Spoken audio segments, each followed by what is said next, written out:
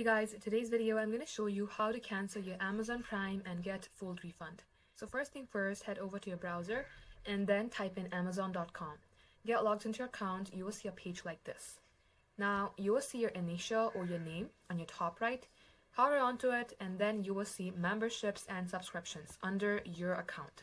Select memberships and subscriptions. And as you do that, you will see under your members and subscriptions, you will see the Prime that you have paid for. You can also select all subscriptions here and it will display you everything. Now, if you would like to cancel it, you may go ahead and cancel it from here. In my case, I don't have any subscriptions, but if you have it, you will see a button to cancel it. Once it has been canceled, if you would like to get refunded for the amount that you paid, you have to select this Contact Us button.